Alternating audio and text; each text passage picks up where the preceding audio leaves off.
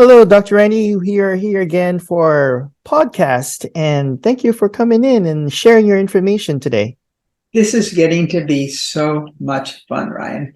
I mean, I've been writing for Psychology Today online for a decade, Mm-hmm. an article every 2 weeks. Wow. And, since we started doing this, I thought, some of those articles got thousands and thousands of hits.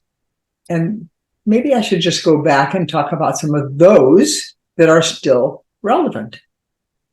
Because the topic today, here comes a drum roll. It's going to be, what are the 10 behaviors that really makes a person sexy? Sounds juicy. This was a really popular hit. So let's talk about this article.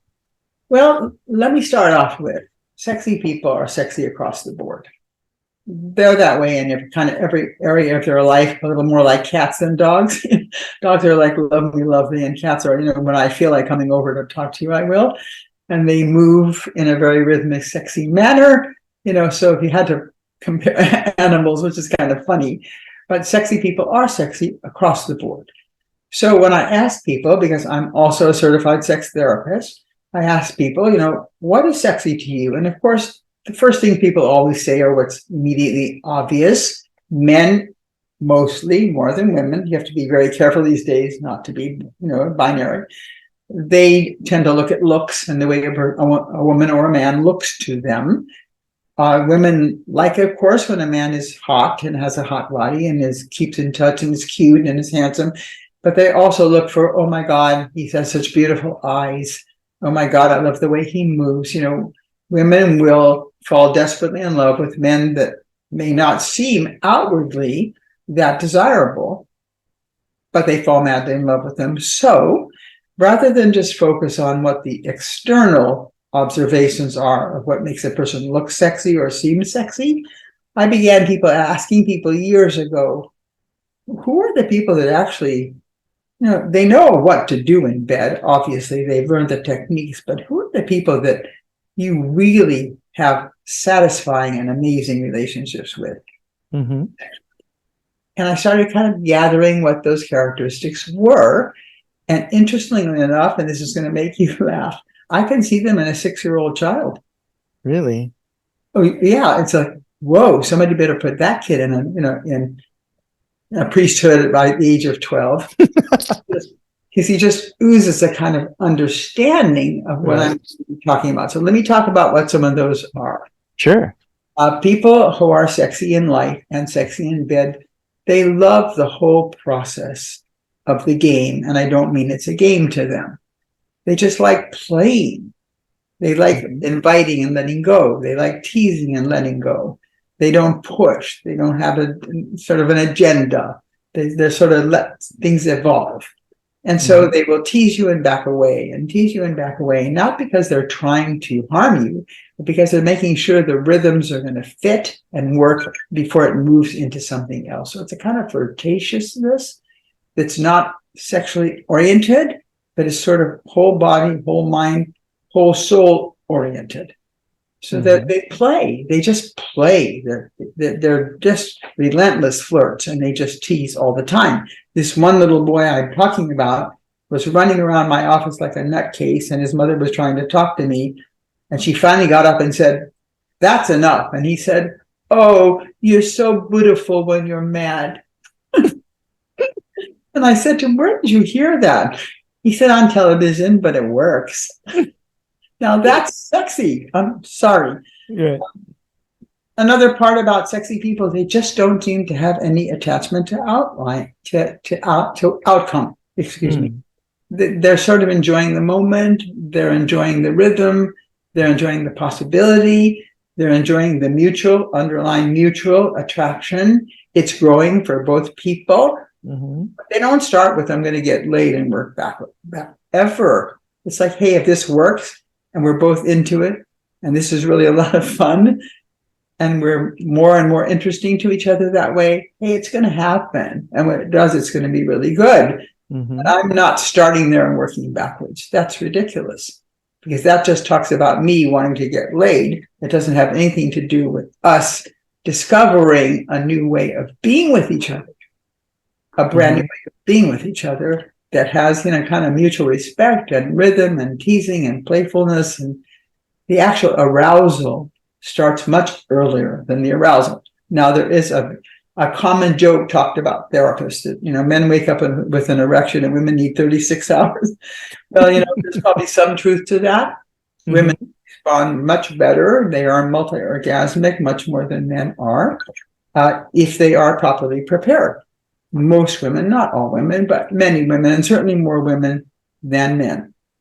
So sexy people are also kind of mischievous. They're just playful. They're playful in general. They laugh at the possibilities, but they're not, as I said, attached to, if this doesn't go the way I want it to, I'm hurt, or I feel rejected, or they just say, hey, this didn't work, maybe another time, it's perfectly okay. I'm not in here to force or coerce you or violate you or get you to be who I want you to be. I just want to find out how we are kind of uniquely different with each other, and to see if that's going to continue evolving. Another quality of sexy people, and this never works when it's intended. They're just a little out of reach. They're not like a puppy dog, I'm here. They're just kind of like, they're not aloof, but they're not easily trapped into a situation. If somebody wants them and they're not interested, they're a little mysterious. You can't quite know who they are right away. They sort of evolve as you get to know them. So there's just a little out of reach, and everybody, unfortunately, in humanness is always interested in something a little out of reach. It's our kind of way of responding in the world. If something's too easy, we sort of make the mistake of not quite valuing it enough. Right. But they are physically and emotionally alive. These are people that they really try to stay in good shape. They really try to be to smell good, to feel good, to be responsive, to be emotionally alive. They don't put the responsibility on the partner to be the one who creates the excitement. They bring a sort of a love of life and excitement to the situation already. You don't have to create in them. And they don't make love when they don't want to. They really love the whole aspect of making love rather than just having sex. Everybody certainly gets horny, and everybody does that once in a while, and that's totally understandable, even in long-term relationships. But these people in general, it's like they're choosy. They're not sex with just anybody, because they're so focused on making it work well rather than just having it happen. It is a well-known fact of human beings that people feel sexier when they're hunting than when they are prey. That's like a biological thing, huh? It's a biological thing. So, sexy people allow the other person to be a little bit hunting them, but they are really, because they know that if that person can feel that they're hunting in a little bit, that they're going to be more aroused and more excited, because that's just plain human nature. Sexy people are very, very content within themselves. They're kind of okay whether the sex happens or not. It's the quality of the sex they care about. Not that it happens a lot, but when it happens the right way. So it would be like eating. If you're hungry and you wolf down food, that's very different from enjoying a meal that is beautifully prepared. When you're not, it's just delicious food. They kind of look at sex the same way. If you gobble it up because you're horny, it's going to satisfy certain basic instincts, and certainly those are not wrong. But it's never going to be as sweet, as pleasurable, as exciting, as fun, as delicious as it is possible to be.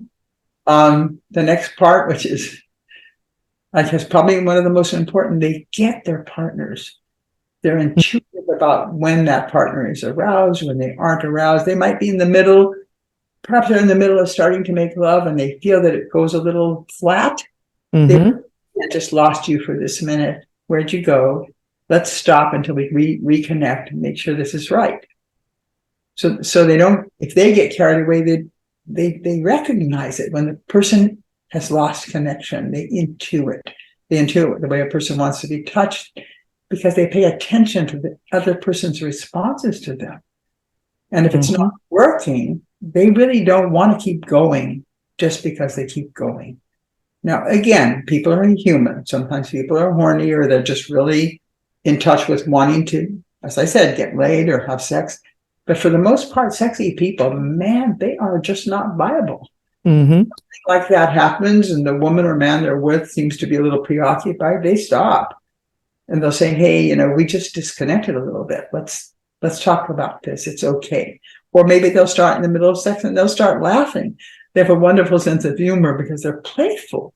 They're sort of mischievous and playful, and they want that kind of lightheartedness to precede it when people actually begin the arousal state. The physical arousal state is very different. It's when a person is moving toward orgasm, already is caught up with it. So let me sort of kind of end with some sort of an interesting observation. Okay. Sex has 4 components. It has flirtation, which is female energy. It has arousal, which is more male energy. It has orgasm, which is more male energy. And then it has pillow talk, which is more female energy. When you split apart and you're lying in bed together, and there's tenderness and holding on to each other. In a new relationship, that often leads to sex again. But if you don't have all 4, sex is never going to be the best it can be. Mm-hmm. What we're talking about in sexy people is they love the flirtatious component of sex. They enjoy the arousal, they enjoy the orgasm, they can do that on their own if they want to. But they enjoy that, and they very much love the pillow talk. So they like all 4 of those particular segments, but they really love the flirtation to make sure things are equally heated, equally motivated, equally desirable, equally pleasurable. And they also, the pillow talk, which is, how was that? And how are you? And are you still okay? And how do you feel about yourself on the other end of me? And this is the way I enjoyed myself. Very much a part of it. So it's not the old films of having sex and orgasm and lighting a cigarette and going away. Right. It really isn't. It's a general acceptance and desire and love of the entire process. And when people are sexy, as I said, first of all, at the beginning of the podcast, they're sexy across the board. People just experience them. It's just, they're interesting. They're mysterious. They're playful. They're cute. They flirt. They go away. But they're not urgent. They're not pushy. They don't have an agenda that doesn't include the other person. Right. Does that make sense? I mean, well, it basically boils down to, well, one, you said something about biology, right? And there's so much truth into that. And, you see animals do it, and obviously we're animals as well. Yes.